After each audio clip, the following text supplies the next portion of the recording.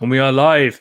Hello and welcome to this week's episode of Cop and Fracas, powered by Touchline Media Group. I am your host, Krish, and joining me today off the back of a Liverpool win. It's been a while since we've said it. It's been a while, but we're literally recording about 10-15 minutes after Liverpool have beaten Red Bull Leipzig 2 goals to none of theirs in the last 16 of the UEFA Champions League. I am your host, Krish, like I said earlier, right? And joining me today, I have got Fahi, Ellis and Faruk. Before we kind of get stuck into the game, just a few admin things I need to get out of the way. Of course, if you're watching this on YouTube, thank you very much for tuning in, and be sure to hit the subscribe button, like this video, and of course, hit the little bell, bing, to be notified as soon as any of the live streams go up or new videos become available on the channel. And if you're a big fan of what we're doing here at Cop End and you like our Liverpool related content, then please consider subscribing to our Patreon page, where you'll be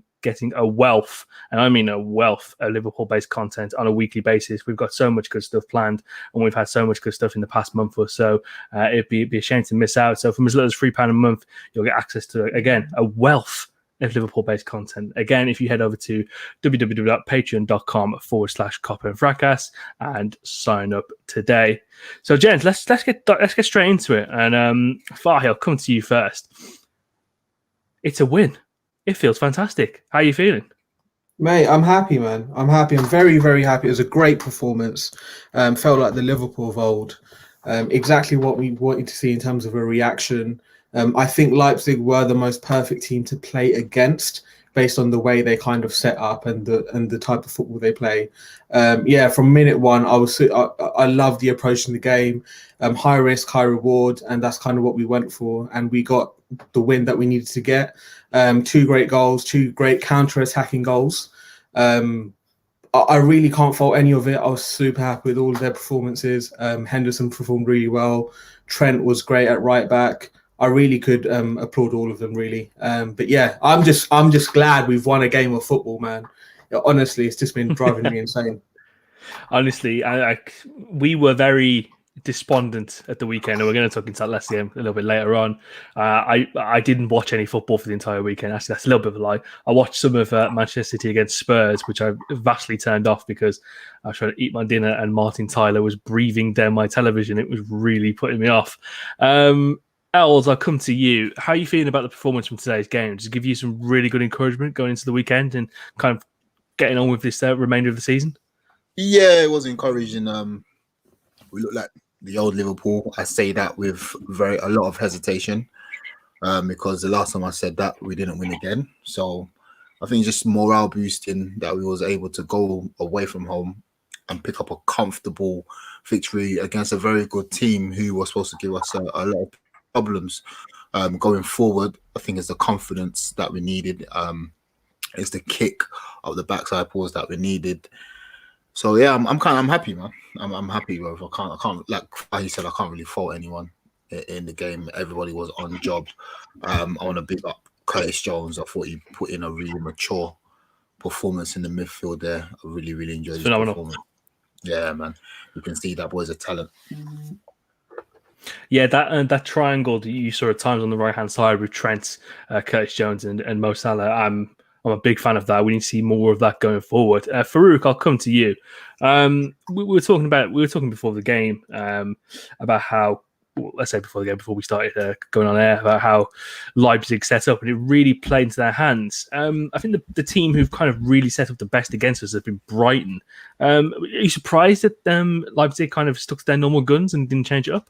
Yeah, it's like they haven't watched us for the last 2 months and seen what opposition has done against us, because obviously the best thing to do is sit back and wait for us to capitulate, which we have done fantastically over the last 2 months. I personally think, it's a sense of arrogance from them, and it's played into our hands, and it's just good to have that winning feeling back again, man, because I haven't felt this good since maybe Palace 7-0, and that's a while ago now. So it's nice, but it is also cup football, and anything can happen. Form kind of goes out the window. So I don't know. I just don't know what they were expecting. And let's not forget, it did take, one of the worst performances we've probably seen from a centre-back in Diet Upper Meccano. He had that absolute stinker. So, that helped, man. So yeah, man, I don't know what they were thinking, but they should carry on. They should do the same at Anfield and help us get through, bro. Honestly. I saw a really funny tweet from Sam Maguire saying that I've not seen a centre back with this passing range hit Liverpool player since Virgil van Dijk. He had an absolute mare this evening. It was getting absolutely toasted up. He was poor, man. So poor. Yeah, he was really underwhelming. I think the mainstream attention kind of got to him after that performance against Atletico Madrid. But yeah, every time I've seen him play this season, he looked a little bit shaky, and yeah, it's a bit of an odd one. Fahi, I'll come back to you, and we'll kind of focus on the front three. We have consistent debates in our group chat about the other two. The two being Firmino and Mane not picking up the slack and kind of helping out Salah with the old goal total and in terms of performances as well. My God, did they turn up tonight? I thought all three of them were absolutely sensational. Yeah, no, they were great. It was the front three of old. They worked well together. They were creating chances for each other. And the one thing I noticed today was none of them were being selfish. The first thing they would do when they had the ball in a good position, they always looked up to see who else was available. From start to finish, they all performed well. I think of the three, Firmino again was the weakest. He did have a couple of chances which he completely fluffed, but I can't fault his effort for tonight. I couldn't fault anyone's effort for tonight. Ultimately, I think Mane played really, really well. He had the right centre back. I guess he was playing at right centre back, right? The guy that was. Yeah, he was kind of like Mukiele. I called him Yukiele earlier. He was bloody awful. And Klosterman kind of both on that right hand side. So he had them kind exactly. of so Mane had him back quite well. What obviously once he was in the yellow in the first half, he knew he was going to struggle with Mane, and Mane knew what he was doing. So yeah, I was super impressed with Salah again. The main thing with him is getting him in the right positions and obviously hoping that he bags. And when he got into that position, he did bag today. Mane missed one earlier, but then he made up for that later on down the line. I think it would have been perfect if Firmino could have got himself a goal as well. But, we can't get everything at once. But the main thing is all three did perform well tonight. And that's what I'm happy with. Yeah, I mean, Firmino did have the ball in the back of the net, but I'm unsure. I'm unsure as to why people are saying that ball was in play. It was definitely out. Even if it was in play, it was like the finest of margins, so you can't really get mad of that. But I think that's the first time in a while that I've seen all three of them link up really well. Kind of had that telekinetic ability to know where they all are in the positioning and kind of sense themselves out. So it was really fantastic to see. Els, I'll come to you. We were fantastic this evening, and we dealt with Leipzig's press really well too. And I think you can see where the relationship between Kabak and Henderson has developed quite quickly within the week. How do you feel about both of their performances this evening? Yeah, I was really impressed. I was really impressed in Kabak. You can see he's still a young man in the way he plays, but he's someone that's still growing in his position. He started off a bit shaky with Kabak. I liked his awareness. At times, he tried to do things with the ball. He trusted his own ability. I like players who trust their own ability. And if someone that's his second start. And at one point, I think in the first half, he tried like a drag back on the far edge. It went out of play, but when someone is able to do that, it shows me that they're confident and they know that they belong where they are.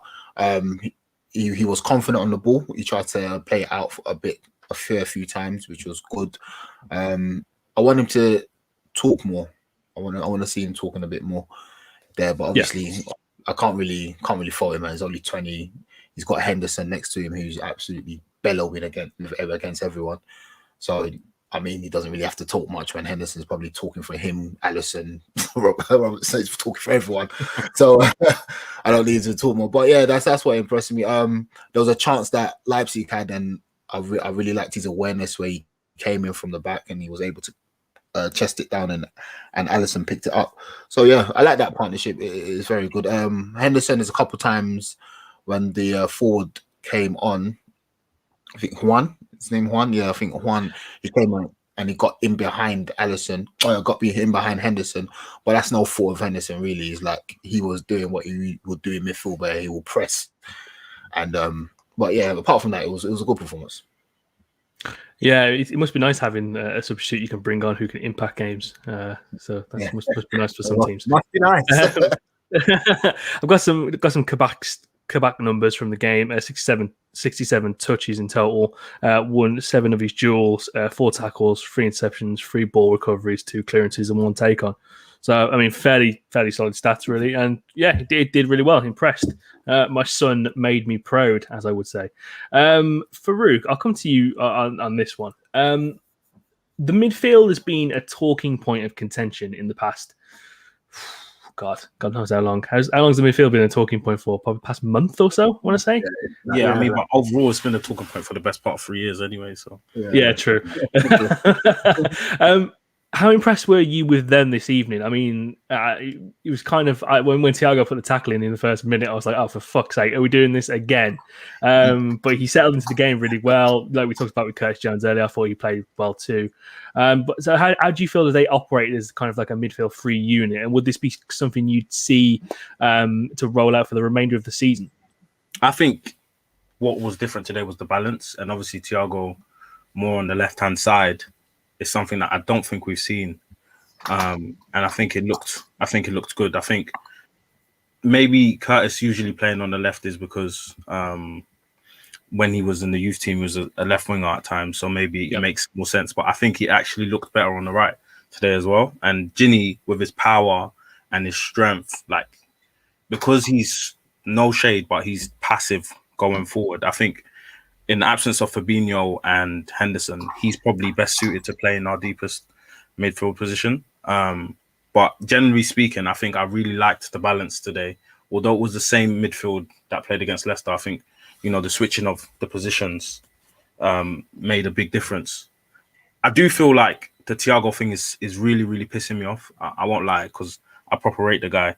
But I feel like he's really overzealous when it comes to tackles, and it's not his game, and it's weird like that he keeps on doing it. It's like, what? Like the first minute he did it, and I was like, he's actually stupid. Like for a player that's super intelligent, he's actually stupid because you've done it like every single game since you've come back from injury, and it's not working. Just chill, just relax. But I don't know. Maybe that's him just getting acclimatized to Liverpool's way of playing, and he's not used to playing at such a high tempo. I don't know, but that part I don't get. But generally speaking, the midfield was good today. I think they were good. I think probably the best unit of the team today was, for me, the front three. But I think, close behind was probably the midfield three. I don't know. Yeah, close behind was midfield three, I think, especially because they had to play against, the system that Red Bull played was like 4 across the middle. So they could have overcrowded them, etc., etc. But no, I think they did well. I think we did well today, honestly speaking. The only thing I'd say, is that they did let Angelino have a bit too much space. Agreed. And got caught out. Like if we wasn't on another day, he could have at least had 1 goal, And I think that's the only kind of thing where it was a bit alarming. But besides that, I think they did well. It's weird that that wasn't kind of pointed out at the beginning of the game, because he's been one of their big danger men in terms of kind of on the flank. So it's weird that they didn't pick up on that a little bit earlier on. I just want to touch back on the Thiago point, by the way, in terms of those aggressive tackles. Do you think that it's going to sound weird, but do you think that's got anything to do with him kind of getting that introduction to English football and being on the other end of a hard-hitting tackle that kind of took him out of the game for 3 months? No, in a psychology point of view. I personally think it's simply because obviously he's playing in the midfield whereby he has to be almost like a defensive enforcer, whereas at Bayern he didn't have that. He always had the protection, and I'm sure that wasn't the plan for him when he came to Liverpool. But injuries have meant that he's had to play a role in which he's probably not used to, and I just think he's really rash, and his miscalculation when it comes to tackling, it's just odd for such a player. An intelligent player, you wouldn't associate something so stupid and rash with him. But I guess it's clear to see that tackling isn't his game. Any kind of tackle, just like, nah. He's good at interceptions, but in terms of tackling in itself, yeah, man, it's really frustrating to see, because he does it and he kills himself, because he'll get yellow carded in the first half. He's received yellow cards in the first half like 3 times, I think it is now. It's like, but today he got lucky in it, so I don't harp on about it too much. So yeah, happy with the win, man. Yeah, it's definitely one to, if you're going to put a bet down at the weekend for Premier League matches, Thiago to be carded at any time seems like to be a safe selection, really. How many is he on? Actually? How many is he on? We've passed the midway Might be point, so he's going to get suspended. But he's I think definitely he's on 3 or 4. bro. In how many games? He's played like 9 games or something. Mad. It is pretty crazy. We're getting a lot of comments in. One from Air Jordan 27. What do you think about Ozan Kabak? One from Anik as well. How are you doing, Anik? How was Kabak? We briefly covered how he was, but no, man. I think my son played really well. Again, the stats don't lie. It was really solid. And yeah, no, I thought it was really good. So interesting to see how he will keep playing for the rest of the season. Good area, great aerially, and yeah, I think he showed a little bit of authority kind of going forward as well. Question for you, Krish. Krish, what do you think? I know this is odd. It's just something I noticed in him. Like, you know, when you look in someone's face. I remember Dortmund friendly, Lovren's first game. This was years ago, right? Yeah. And he was super nervous, and you could see it in his face. Yeah. And Kabak, like on Saturday, looked nervous, and today he looked a little bit more assured. But personally speaking, I'm very, very, very skeptical about his temperament long term. I was looking at him like, this is someone who looks like, I don't know, pressure can get to him really easily. So it's actually good that we got him alone. Personally speaking, I'm probably reading into it too much, but I'm definitely concerned early doors about his temperament personally and his ability. I think it's because he likes a last-ditch tackle. He's definitely one of the things as well. And you look at one of the tackles he put in today. It was on Paulson, kind of stopped to stop the break, and it was a little bit. He didn't have to go to ground that easy. But I guess it's one of the things as well where you can kind of balance it off and say he's still only 20, so he can kind of get that rash nature out of his game. I think he can definitely grow to be a good player. If we can sign him for that £18 million, again, it's something we're looking at in the squad is in terms of that age profile is to get a little bit younger, have him as the developmental centre back. I think he can definitely reap the rewards. But I think the Lovren comparison is very apt in terms of the look on his face from the weekend, because he definitely it was one of those ones where it was like, let me play everything so safe, so calm, and then ultimately it resulted in him absolutely clattering into Alisson, which is something that Dejan Lovren probably would have done. So I can definitely see that. Fahi, I'll come back to you. I said this earlier on in the group. One of the big concerns I had in this game was if we do score and make it 1-0, we need to convert into a 2-0 goal fairly quickly. And that was one of the things we did really well tonight. Do you see the elements from this performance to see that the old Liverpool seem to be creeping back to the surface? I mean, to be honest, I saw those elements against Leicester as well. So for 72, 73 minutes against Leicester, we played really well, in my opinion. And I was pretty pleased with the way we kind of showed up on that day. And obviously we fell apart, but that's why I kind of expected tonight to be the same. And it was the same. So, yeah, I think you're right. From what you're alluding to, I do feel as if that, you know, the Liverpool of old is slowly creeping back in, and the good Liverpool of old. And again, I think tonight was a professional performance. After going 1-0 up, you could either kind of sit back and rest on your laurels, or you can try and catch them out again. And that's exactly what we did. We did it at the right time, and we kind of put the game to bed super quickly after scoring the first. So, yeah, for sure. I agree. It is the Liverpool of old. I can see the improvements in the last 2 games, and I can see us doing the same against Everton as well, to be honest. Els, I'll come to you, kind of piggybacking off what Fahi said there. So you saw the sprouts of the old Liverpool kind of coming to the fruition. The one time I feel like it consistently keeps lapsing, and this happened against Leicester and it's happened in previous games before, is when he's making these first substitutions. So you saw Oxlade-Chamberlain and Shaqiri come on today. The ball retention was lax, to say the least. They looked completely out of rhythm, and you saw Leipzig kind of get a foothold back into the game, and it's exactly the same thing against Leicester, really. Do you think that's more of a personnel issue or more of a Klopp just having his hand forced in terms of the availability of player he's got at the moment? It's probably a mixture of both, you know. It's probably a mixture of both. Chamberlain or Ox, whatever you want to call him, is suffering from not playing enough games. So the rhythm is going. He hasn't got the rhythm currently. and that's what he's suffering. So when he does come on, the ball's bouncing everywhere. He hasn't got it on touch. His touch is a bit poor. And Shaqiri again is a decent player to come off the bench, but I think Klopp doesn't need to do 2 substitutions at one time. I'm not a big fan of that because, like you said, the rhythm, we lose it a lot. So you can stagger the substitutions. So probably that you give the first substitution 10 minutes to settle in, then you make another substitution. Then it allows Liverpool just to continue the rhythm. If you know what I'm saying. But I think it's probably a mixture of both the personnel and Klopp just doing 2 substitutions at one time. Like for instance, if you had maybe a Naby Keita who's more careful with the football than Oxlade-Chamberlain, we might see a bit of a different Liverpool. So yeah, like I said, I just think it's probably a mixture of both, man.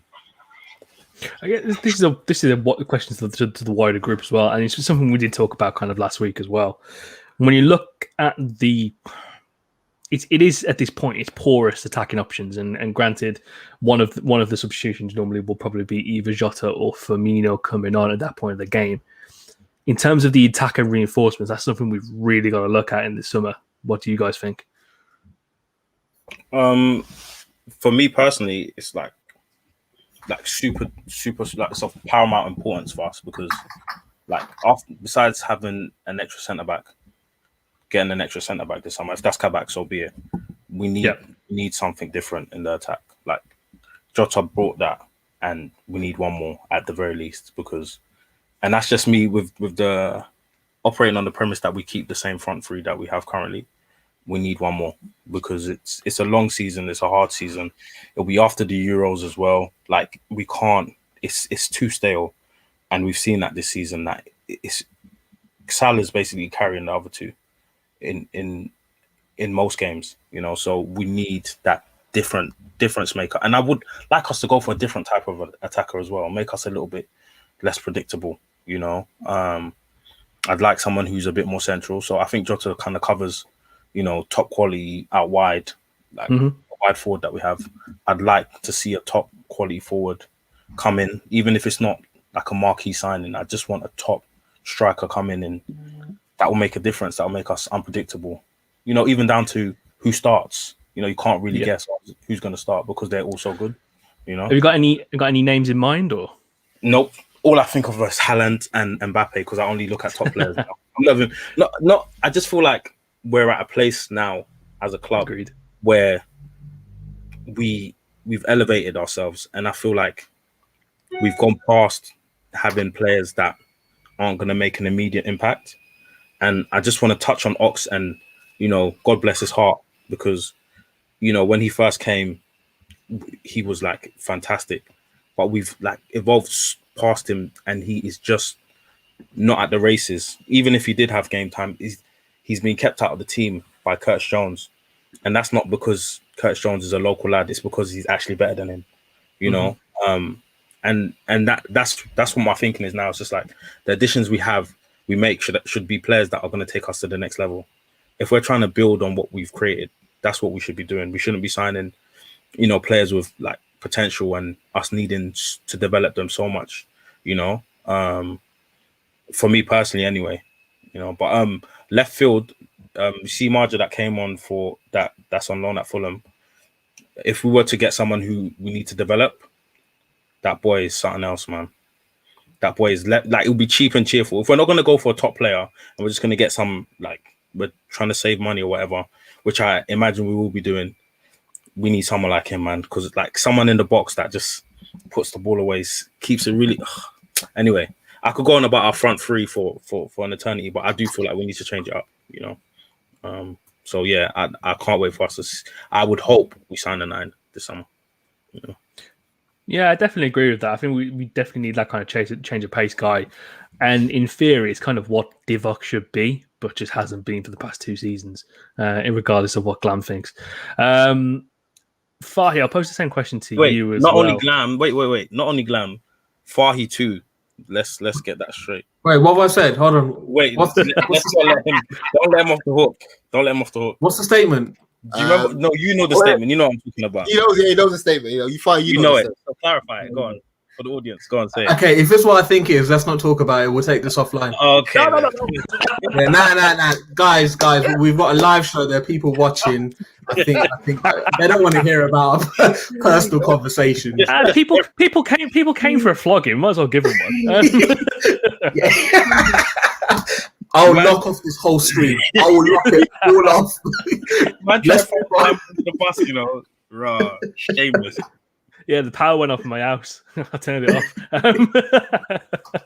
But yeah, Fahi, I'll pose kind of the same question to you as well, really, and kind of in looking to upgrade those attacking options off the bench as well. And I thought it was very interesting coming off. We'll talk into the Leicester game a little bit later on, but I thought it was interesting that one of the things that James Madison said after the game was Liverpool don't have enough legs in midfield. And when we're kind of doubling back to that Shaqiri and Oxlade-Chamberlain conversation as well, they're the guys you'd look to say would be our legs in midfield from either in late game situations or if they are starting the entire 90 minutes, and they're either not available or not present in the moment. So it's definitely something that we need to upgrade on. But yeah, I'll let you kind of say your piece on that too. Yeah, no, I agree on the point. I mean, are you pointing a question to me, or are you just asking my thoughts on it? Yeah, the thoughts, and obviously, if you had any plays in mind or in terms of profile that you I mean, in terms of players in mind, I'm sure there's a whole host of players that can come in and do a job. I mean, compared to some of the dross we've currently got on our bench, they can be easily replaced because certain players are coming on the pitch and losing the ball 8 times out of 10. So no names, but it's very obvious who it is. Again, a good lad. He served his purpose for 2.5, 3 years, but it's time to go, man. Word to Claude, he needs to go. Kind of put him in a swap deal with Wolves in the summer, bring in a Neto or someone along those lines. I'll be more than happy. But in centre mid, we do need more legs. Obviously, Gini's going to be leaving as well, and he usually is our engine when he has his energy. So obviously he's been playing non-stop and he's not been able to kind of recuperate and kind of get back to his usual self, but usually he's our engine as well. So with Gini leaving, we definitely need to replace that. We probably need 2 centre mids coming in because there's a couple man in there that really do need to go. In general, in terms of signings for the summer, we need a brand new core. It's something Jamie Carragher touched upon in a Monday Night Football, I think last week or the week before.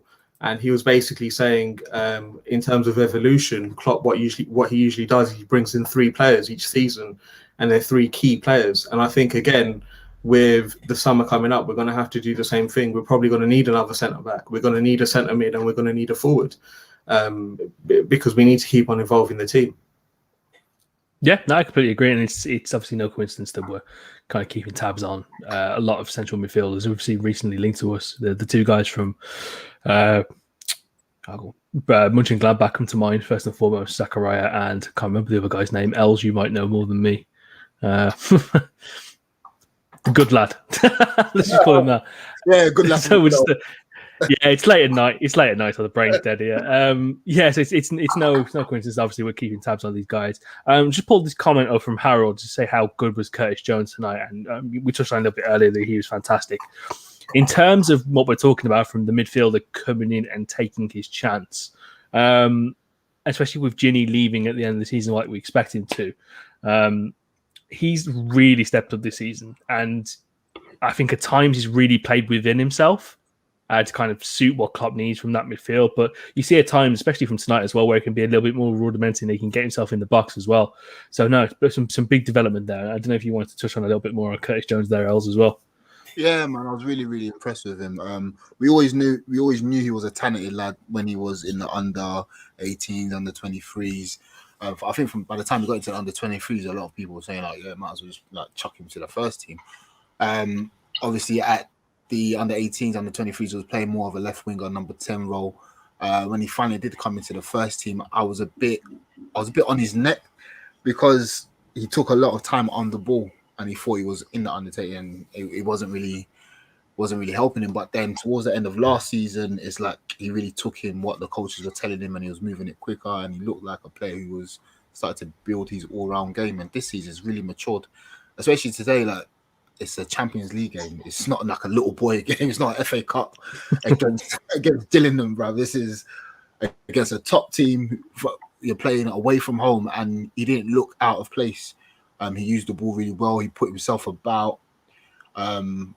He took some strong tackles. He gave some back. He always wanted the ball. He was showing for it. He was working hard. So it was a good performance, and it bodes well for us because that's possibly like 40 million we've probably saved on another midfielder. So hopefully we can get another one who's going to replace Genie. Going back to Glam's point about a strike. Oh, no, sorry. So when I say Glam, guys living in my head rent free. Going back to Faruk's point about another striker, I do believe we need another sort of an attack and a number 9. I would like a robust number 9. I would like someone like Aguero or Suarez, who no matter whatever the weather, they just want to score, and they'll do anything to score. I think that's the type of forward we need, who has good hold up play, who's just something. So what you're basically saying, Els, is you want Eddie Guerrero up front? Yeah, man. Lie, cheat, steal, take however you want. If you have to, bro. That's what I want. Nah, yeah, but we're looking for just a different player. Obviously, because with the front feet, with someone like Firmino who likes to drop off, link up play, it was all well and good. It was nice for the 3-4 years he's been here, or however long. But yeah, let's try and do something different. So I think that's what we'll be looking at: another centre back, another centre mid, and another forward. Yeah, I think the more you look at it, the more you think of that Holy Grail, Mbappe. You kind of want to. You want to make a serious run at that. I also think we kind of need. I kind of feel like we need another one as well, like a different type of striker to kind of change it up. And I always say his name, Weghorst from Wolfsburg would be kind of one I look at. You know, he links up play well. He's 6'5" and he links up play ridiculously well. Bags goals, gets assists. So for someone who might not be resigned to coming off the bench, but someone in that kind of role, someone like a Dzeko or a Giroud that you can bring off the bench and have a little bit of an impact when you're a little bit stuck in games. And you are in those situations where you kind of just need to whip a few balls in the box, a la kind of Brighton or Burnley. We just need a little bit of change of pace. I feel like we could benefit from a type of player from that as well. Anything else for anyone else in terms of the Leipzig game from this evening? I don't know if anyone wants to touch on Trent and his performance from this evening. Oh yeah, I was going to actually touch on Mane. Well, yeah, Trent played well. Somebody on Twitter says something about how Trent going to perform. I hope he watched the game. But I want to follow up at 9 a.m. tomorrow morning. Mate. On how Trent, I thought Trent played well, man. Going back and going forward, he looked really tremendous, man. And Mane looked really sharp today from the get go. He just looked fleet-footed. He looks really quick today. Against, I didn't watch Leicester, but against Man City, he looked really heavy-footed, and he really, really struggled. But today, he looked like he recovered from his injury. So I was kind of happy with Mane today as well, man. Definitely need the goal first and foremost, and that'll do wonders for his confidence. I think we were looking at before. I think he scored. How many goals was it in about 4 months? 3 league goals in 4 months. So that would be massive for his confidence, and hopefully he can kind of start putting the numbers up that we're used to. But is there anything else that anyone wants to cover from the Leipzig game? Yeah, I think Trent was really, really good today. Solid, like made quite a few interceptions. And as a fullback, it's always hard when you're playing against like a wide midfielder / wing back because you don't know whether to pick him up or not. And as a result, obviously, Angelino got the ball a lot or was in space quite a bit. But I feel like he dealt with him well when he was faced with him. I felt like Trent is never going to be someone who overly engages when it comes to like defensive duties. But what he can be is smart and intercept and put himself in positions where he's not exposed. And I think he did that really well today. So shout out to him, man. Hopefully we see more of the same on the weekend. You know? Yeah, for sure, man. I really feel like his positioning's improved. I think I said this earlier on. Like in the past few months, his positioning is definitely really improved. But I feel like his one-on-one defending, which was better beforehand, has really regressed. So he should be showing. He should be showing like whoever his attacker is into their weaker foot. And I mean, he did the exact same thing with kind of Harvey Barnes, which led to the free kick, as he did with Sterling, that led to the penalty. So it was really, it's a little bit annoying from that point of view. But hopefully, he can kind of get the balance right and kind of piece it together going forward. But yeah, it was really impressive this evening, and hopefully, there's more to come, especially with the derby coming up at the weekend. Krish, what did you think about? Sorry for interrupting. What did you think about Alisson? Because I feel as if, again, I just feel as if we're blatantly ignoring certain things, and we all feel a type of way, and we're just not speaking about it. Should we dive into it? Yeah, I feel as if a conversation needs to be had. His kicking is shocking. Absolutely, it was average at best, but today was horrid. There was definitely some moments where he looked like he was kind of second guessing himself, which was really weird because you always think that he's just going to back himself. But I think he looked like he was playing. Yeah, he looked like how Kabak was against Leicester, where you could see it in his face, where it was a little bit like, "Ooh, don't know about this one. Don't know about this one." Where I can like Cruyff turn it in my own box and hit it 30 yards and hit Salah. But yeah, it was really strange, and he was hesitating on the ball a lot. And I don't know if it's the result of obviously having. Fucking hell, I don't know how many glaring errors it is leading to goals in the past 3 games. A result of that kind of kicking him, but he kept a clean sheet. So it's one of those ones where it's like, but he made a really good save against Nkeku. If it was 1-on-1, and he made a really good save there. Yeah. So I think his overall keeping is not bad. It's just like his kicking is really letting him down, and it's jarring still. That is a fair point, though, because if it was Adrian, we'd be absolutely slapping him around. Mm-hmm. But because it's Ali. Ali has credit in the bank. Don't get me wrong, he has credit in the bank. But I think we can still have a mature discussion about it and try and work out what's going on. And I can't, for the life of me, is it because the setup in front of him is changing every single game? Is that what it is? Or do you think it's just because of his low confidence from the previous 3 games that he's just second guessing himself? I don't feel as if the players are helping him either. I feel as if the players put him under pressure needlessly. I think when you get to a point where your keeper's making so many blatant errors in games, you kind of take that pressure away from him, and you tell the players, don't constantly pass back to him. Don't put him under pressure. Just do it when you really need him. But then doesn't that communicate that we don't trust you anymore?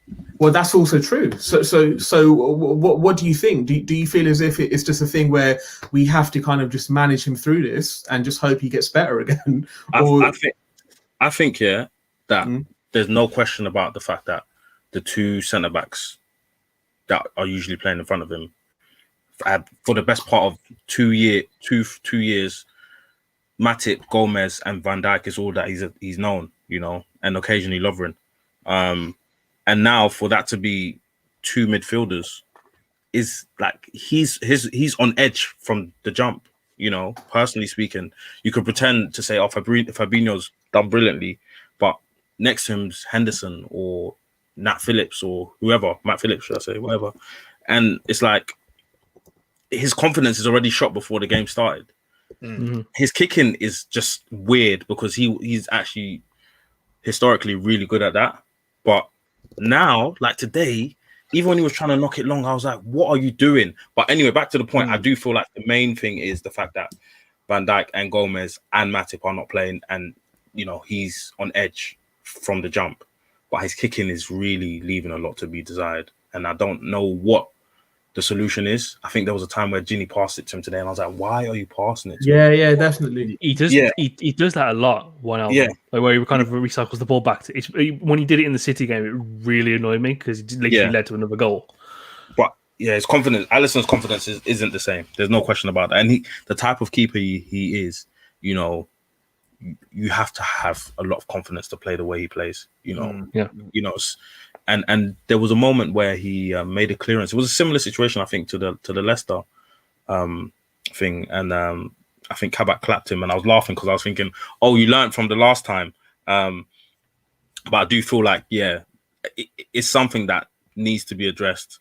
I don't know how you go about that, and he's not because he's so injury prone. Like, we need a backup keeper of really high quality, and I know we haven't mentioned that. But we need to go back to the days, when Chelsea had Cech and Gudicini. We kind of probably need to do that because let's be honest, he's cost us the last two matches, right? Essentially, Facts. in under normal circumstances, there should be a consequence for that. Doesn't matter what anybody says, there should be a consequence for that. But because of the lack of quality we have in the squad, there's no consequence for that. So I don't know. Maybe he needs some competition to back up his ideas, because right now I don't really know for Alisson. But he's a top player, and of course he's got a lot of equity in the bank. So we'll see in it. It is what it is. It's a really good point here from Kyle as well, saying I think the revolving doors in front of him affect Alisson, which I think is a very good point. I mean, what number of centre back pairing are we on now? Is it 14, 15? 16, I think. Fucking hell, that's insane. Like that definitely doesn't help matters, but also I think there's definitely some truth in what Faruk said there in terms of just how kind of lackadaisical and second guessed himself is. But I guess for the backup keeper point, it's a really difficult one, because if you find a backup goalkeeper that's 60, 70% as good as Alisson, he's probably good enough to start for most other teams. So I don't know how you kind of convince a backup keeper to kind of come to Liverpool and sit on the bench. But I think it's definitely, I mean, we had the conversation kind of last year when we kind of saying that Adrian definitely wasn't good enough and we need another number 2. Because he is injury prone and we do need a reliable guy. So whether we do just kind of like go out and invest in someone, or we just keep training Kelleher or the other Brazilian lad to kind of take up that number 2 place, I guess it just be one to watch, really. Yeah, I mean, you know, footballers have this complex, a lot of them, good footballers, that they believe in themselves. So, you know, if a keeper's coming in, obviously you'd say, and I'd say, oh, he's stupid, he's not going to start. But if he's who he's supposed to be, he truly believed that when I get this chance, this keeper's not coming back in this goal. You know, and that's the kind of players we should be going for, that believe that they're good enough to be playing. And that will show when they play, you know.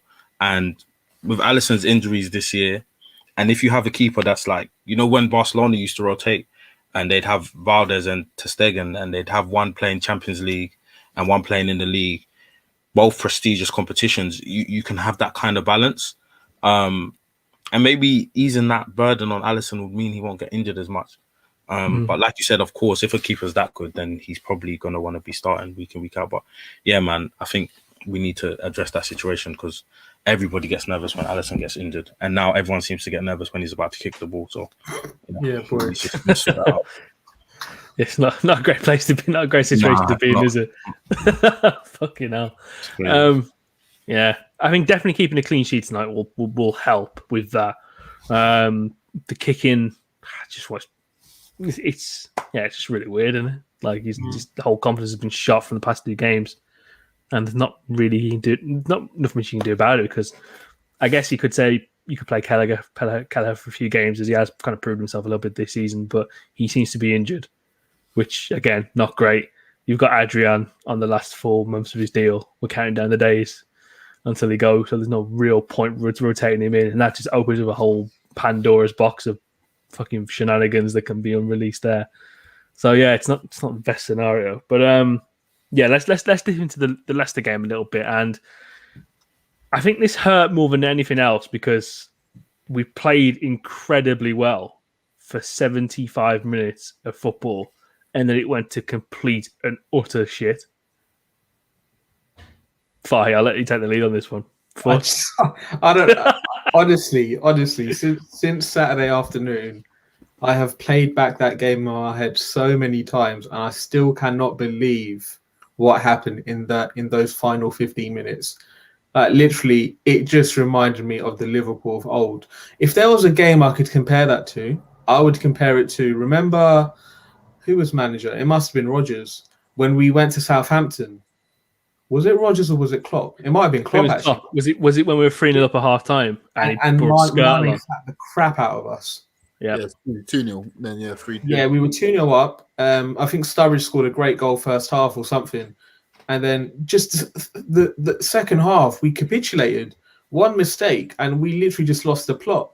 And I've not seen us lose the plot since. And obviously Leicester was that game. And it was just the most ridiculous scenario where we've scored. We're playing really well. We're kind of maintaining possession. You know, we're trying to play the game out. But obviously, in the back of our minds, we should be thinking that, you know, this is what Leicester do in the final 20 minutes of games. they go after it. And for some reason, on the right-hand side, we just kept conceding the same free kick over and over and over again. And yeah, obviously Thiago was to blame for the third foul, which led to the first goal. But just the whole sequence of that, the build-up to that first goal was ridiculous. And obviously we concede the goal. It's debatable if it was offside or not. I couldn't really care less because ultimately after that, we just lost the plot. And yeah, then you had the second goal. You know what the mad thing is? As soon as that offside goal went in, we weren't actually that bad. As soon as it went 1-1, for about 5 minutes after, we were all right. Until that mad thing happens where they fucking come back and Alisson just clatter into each other like a game of hungry hippos. It was just mad. And you can't comprehend it because it had that performance of the weekend and how it kind of like fell out in the last 15 minutes. He had the of a guy who's just been beaten that much that he's just gone, all right, cool. We're just going to accept it at this point.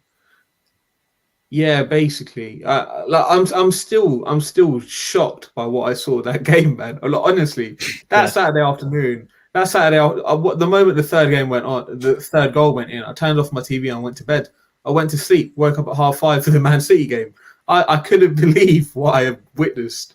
And yeah, obviously the second goal, you had, I don't know, I don't understand why Alisson is running that far out towards his centre-back when someone is there underneath the ball. But, you know, some people are saying he called for it. I couldn't care less if he called for it. Why are you running into your centre-back? Because that's ultimately what he did. You obviously had the second goal. And then the moment the second goal goes in, they've all lost their heads, understandably. Like you can understand at that point why they'd all lose their heads. And yeah, they just gave the third goal away to Harvey Barnes. It was really disappointing. It was super disappointing because for 3 quarters of the game we were fantastic, and then yeah, we just completely lost the plot. Do you know what frustrates me about that game is that it gives every team hope now. Yeah, even if it's 1-0, you know, as soon as we, you know, concede, because even before we've probably had games like this before where we've conceded late on and then we've gone on to win. But it seems like obviously our confidence is so fragile. Klopp actually said one time, this was early on in his time at Liverpool, he said that confidence is like a flower, you know, when it's growing, it looks really beautiful and then it's easy. As soon as it's trampled on, it doesn't look great anymore. And you can see with our team, there's definitely a lack of confidence. Nobody can convince me otherwise, because the way we capitulated on Saturday, I still can't get my head around it. And this is after we've just beat Red Bull. It's like, what the hell was that? You know, it was 7-8 minutes of madness, and we were so good, you know, before that, you know. And I felt like we'd go into this game with confidence anyway, because the season before we battered them, I think 4-0 that was Trent's. That's when Trent was really good, right? And then, you know, went in and we controlled the game. We actually controlled the game. First half, we could have been ahead, to be fair. And we controlled the game. And then a moment of madness after the equalizer. Because at the end of the day, okay, Leicester at home, they equalize. It's not the end of the world. Do you get what I'm trying to say? You keep on pushing. And let's be honest, we wouldn't have been too upset with a draw, you know. But to capitulate... Well, that was going to be my next question, because I was going to say, in the position we are now, where we don't necessarily need to chase a win for every single game, would that have been a situation where you kind of put your foot on the ball as soon as you restart and say, we're keeping this for 5-10 minutes, and you make Leicester come at you? So if you want the ball, fucking come for it. Yeah, I mean, look, for me, I think we'll get top 4. And I like, for example, this weekend, we probably won't touch on it, but I do predict we'll win. We'll beat Everton, because they're Everton, innit? But we are making it really hard for ourselves, despite us not having centre backs. Like, that's Saturday is not a centre back problem. It's capitulation. It's mental. You know what I mean? And I think, personally speaking, you know, we need to nip that in the bud ASAP, because it could turn really ugly, you know. It's one of those ones where, and Els, I'll come to you for this. It's one of those ones where you can brush off a 3-1 if we were incredibly shit throughout the game, but again, like I said, for 75 minutes of that football match, we were fantastic. We were the better team.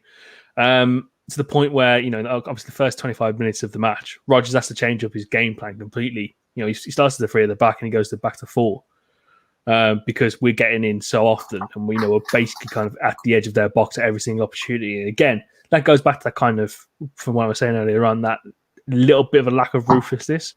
If we would have made it 1-0 in the first half, because the Salah goal is going to go down as one of the... Yeah, it's unfortunately it's a loaded vault of forgotten Liverpool goals. It's right next to the Benteke bicycle kick at Manchester United. It's a fantastic finish, and it's just going to go unforgotten because that should be a goal where it makes a 1 into a 2-0. And that's it. I think in the period in the last 6 to 8 weeks, that's where we've lacked our ruthlessness up top. Usually from let's say last 2 seasons, we start the game blistering. We've got 2 goals in the first 10 minutes of a game, and we just finish them off. I don't know. Had we taken the lead and just played around Leicester, because I watched Leicester against Wolves and they weren't brilliant. They weren't bright. They were there to be got at, and because we didn't take our chances, that we made the mistakes, it was easy for them to get into their game and that. So hopefully going forward, using today as an example, we're able to quickly turn our 1-0 into 2-0s and have a bit more confidence to just get our foot on the ball, because even when it gets to 1-1, you want to put your foot on the ball and you want to calm everything around you. You want to take the sting out of the game, and recently we haven't been doing that. And that's allowed the teams to get in and get control of the game. So going forward, hopefully that is something that we will change and sort out. In terms of our actual game plan, it gets very stifled as obviously Milner comes off with an injury. And again, that's probably down to that's more down to kind of Klopp's squad usage in terms of how many minutes he was playing against Spurs, West Ham, and then ultimately Brighton, all coming back to kind of bite him in the arse realistically, because you look at how Leicester target our right-hand side and that deficiency. Barnes is consistently getting in, and you've not got that cover really to kind of support Trent. So it's no surprise that they score or they get a lot of their opportunities from that side. So it's a little bit of a pain in the arse there. Fahi, I'll come back to you. Kind of from what we were talking about earlier on, in that performance, did you get anything from it that would give you encouragement from now to the end of the season? Yeah, I mean, I think I got the same from tonight as well. So anything you saw tonight, I kind of saw on Saturday. It just seemed as if the tempo of football we were playing was much better. We weren't kind of dilly-dallying with it in defence. We kind of moved the ball forward as soon as possible. The fullbacks were making runs forward. Trent was great on Saturday. He was bombing forward on Saturday, and that's the Trent of old. And obviously tonight we saw Robertson kind of join up with Mane a few times. So yeah, I mean, you can draw parallels between Saturday and tonight, and it's kind of the same thing. I just think the flow of football was much better. The team seemed to understand each other again. It didn't seem as if we had 11 foreigners that have never met each other on the pitch. The chemistry was there. So yeah, I think just in general from a Saturday performance, that there's a lot to take hope from, and that's what I saw tonight. And that's why ultimately before the game I said I think we're going to win 3-0 tonight, because I saw enough in that Saturday game to think, yeah, Leipzig are going to give us opportunities. We're already hurt as it is. We're gonna kind of make a statement. And obviously it wasn't 3-0, it was 2-0. But I think we're going to continue on down that lane, continue playing the same type of football, and yeah, go from there. Obviously it makes it a bit hard right now because once again we've got stupid injuries, and hopefully Fabinho's back for the weekend. But then again, do you want to risk rushing Fabinho back? I don't know if that's something you want to do. So if you don't rush Fabinho back, then you're back playing the same 11 yet again. And what happens when you keep playing the same team over and over again? Yes, they familiarize themselves with each other, but also someone always drops down. So then you're going to have the same problem again. So that's the only thing I worry about. But in general, in terms of performances and in terms of moving forward, I did see a lot on Saturday to kind of feel happy about. Yeah, and it's a weird one. That Leipzig return leg is in 3 weeks, which seems like it's a mile away. But the way the time is kind of amalgamating into one long day, it'll probably end up being tomorrow by the end of it. So hopefully, we have Fabinho back, we have Keita back, and we have Jota will be back as well. Yeah, so those could be 3 massive key reinforcements. So hopefully we can kind of get them integrated. But again, with the way the fucking injuries have hit this season, I'm not counting on anything realistically. If we have 2 of them available, I'll be happy.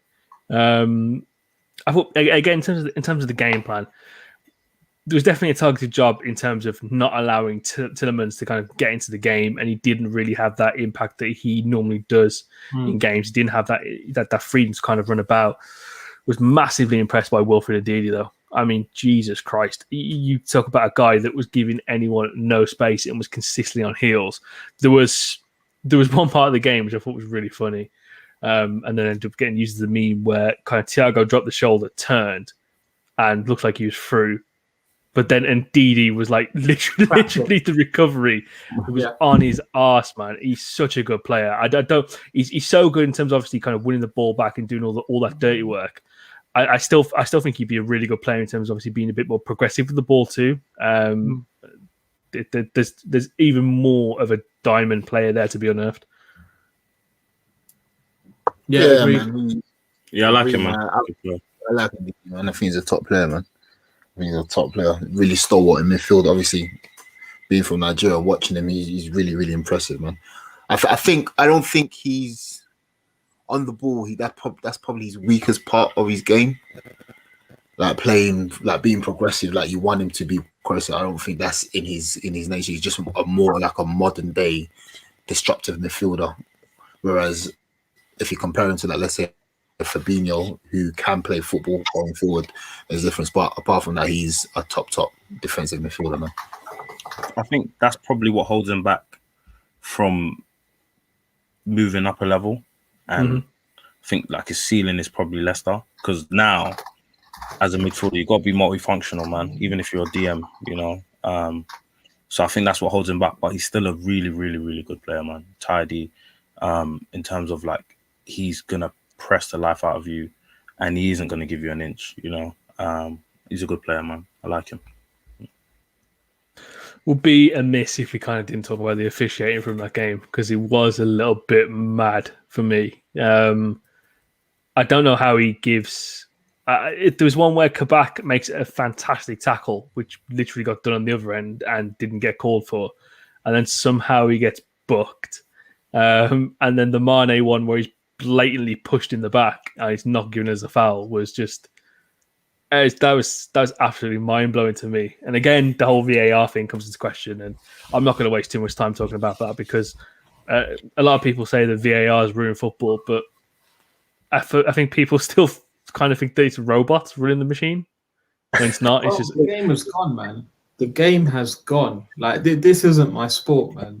This isn't what I watch. But you know the funny thing was? I was watching some of the cricket this morning, innit? And they did the exact same. They did the referral on an LBW, and they did the Hawkeye on the tracking. There was none of the nonsense. Everyone waited, and it was done in about 3 minutes. Yeah. It's the same with cricket. It's the same with rugby. Like tennis, man. Like NFL, it's the same with everything. Yeah, it's just so easy. Even like in rugby, where it's just like you got 30 man on the pitch, and everyone's toss one was bare high, and now people. Bro, everyone just stopped still. Referee's talking to the video referee. Oh, yeah, his foot was off the line. Oh, God, no try. And never carries on with business. But in football, it's just like the officiating in this country, the standard is so bad. It is absolutely diabolical. Terrible, man. Terrible. And it's so weird. It's so weird as well, because obviously you look at the referee in tonight's game against Leipzig. I thought he was really good. He was. He just let everything go. Even like the VAR. I thought he was a bit rash. He was a bit rash. He was a bit unfair to a few Leipzig players. He was just brandishing out yellow cards whenever he could, man. The double booking I thought was a bit mad. But Krish, just thought I'd let you know. Who got a yellow card? Krish, just thought I'd let you know that Kabak got man of the match. But hold on. Yes. What was that? An official man of the match, or was that fan voted man of the match? Because the Turks going hard, man. About dude, don't. Yeah, I don't know. It's on the Instagram feed. I don't know. Yeah, all I'm saying is if that is fan voted, the whole of Turkey, it's literally moving forward. Every single game that Liverpool win, it's going to be Turkey versus Egypt. That's all it's going to be. Crazy. Nah. Okay, just for Chris, your son did you proud, didn't it, on his Champions League debut? We did it, son. We did it. We made it. We got there. I thought he played well, but again, a little advice to kind of anyone who's listening and they're kind of thinking about doing some kebab jokes. Don't do it, because the Turkish people will flood your mentions and they'll say that they're gonna like shove things up your arse and stuff. So just don't do it. It's not worth it. It's really not worth it. It's not worth it. You're right. But if anyone needs things shoved up their asses, the officials, man, because Jesus Christ, it blew my mind, and the whole the line drawing just absolutely does my head in. Oh, bro, because they don't. I sat here today looking at it, by the way. Bro, what was the that? picture showed up. I think a journo from the ESPN, he does like a weekly thread on God bless him, by the way, as well, because he does it every single week. Yes, yeah, exactly. So I was looking at it, and he was like, I can't even tell how they made that decision. And I proper, I've got my spectacles on now. I was proper like this, proper analyzing all the lines. Like, yo, there's Firmino's foot. Man, I was proper like my face was on my screen like this, looking, and for the life of me, they were measuring it from here. Yeah, but if he scored from here, that's getting disallowed. Yeah, because it's handball. Yeah, but apparently something about sleeve, and this sleeve rule it's just stupidity, man. And Firmino's foot was hiding behind 8 other men. So how you even see the end of Firmino's foot? And I never knew that he had size 18 feet, by the way. Bro, it's so dumb, man. It's so dumb. But again, we did get our fair share of decisions last season. So, I'm not going to complain too much about VAR, but it is ridiculous. But what's funny is get rid of it. West Ham got Sheffield United got offside against West Ham. They had a penalty, but then it was offside. It was the same thing as the Leicester one. The same offside. It was bare. It was rubbish, man.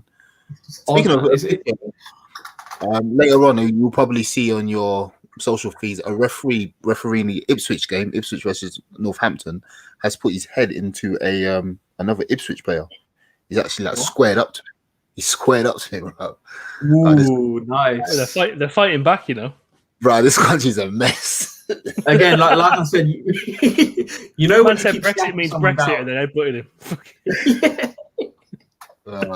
Terrible, bro. Fucking hell, man. Yeah, the one that always gets the one that got me is the Souček one. Apparently, they gave the decision because his fist was clenched like the fucking Arthur meme, and like that made no sense whatsoever because his fist was clenched. His fist was like about a yard away from his face. It makes no fucking sense to me. But I did think it was funny that Maguire said that we've been officiated differently since other people have started complaining about it, which basically means that you've been relying on VAR for the vast majority of the season to kind of get your games. And it's a dig at Klopp as well because he's on about Klopp because obviously ever since Klopp made that comment about United and their decisions, they've not actually had any. So shame on you, sucker. You £80 million bum. You absolute waste of space. How about you learn to defend, number one, and you might get some decisions. But yeah, the game was gone, man. Mm-hmm. On Maguire, did you not watch the game, the United game? Yeah, he's trash. He's so bad, isn't it? The guy's trash. £80 million worth of trash. He's absolute garbage. Bro, awful player. Up there with the worst transfers ever, man. Honestly, up there. You know what everyone says? Go on, Ellis. Oh, sorry, I said he's up there with Kepa and Pepe, man. Yeah, definitely, no question. You know what everyone says Dejan Lovren was at Liverpool? That is exactly what Harry Maguire is. He's fucking horrendous. He's terrible, man. He's terrible. He's fucking shit, man. Awful player. So bad. More power to them, though. They should sign more players of that ilk. Yeah, I mean that's what they're about, man. That's what they signed. So let them keep on doing it. Yeah, it was their master plan. But yeah, no, yeah, Leicester game was obviously a massive letdown for us, but and hopefully we can kind of keep the great momentum that we've had from tonight's fixture, take it into the Merseyside derby. Oh, go on, Fahi. Go on. I've got a question before we wrap up. Yep. What is everyone's thoughts on Konsa? We've been linked to Konsa from Aston Villa. I'd love to know what everyone's thoughts are on him. Konsa's for me, he's a really good player. Charlton, Brentford, Villa, he's made like good like steps in his career, and with defenders, obviously, you know, they do come out like later, like in terms of like at the top level. I think I don't know how much he'd cost. I think it cost quite a bit because, from my understanding, I think Brentford do have a sell on. He's got 2 years remaining on his Connie as well. Yeah, so he's going to cost quite a bit. And, you know, him being English means there's going to be an extra tax on that too. I like him, but I just don't see it happening. You know, I like him, but I just don't see it happening personally. You know, I think he's a very good defender. The passing leaves a lot to be desired. And if you're going to be obviously a centre back long term for Liverpool, that's one of the things you definitely need to have, that range of passing. But you see how he defends really well. He's very good aerially, good set piece threat too.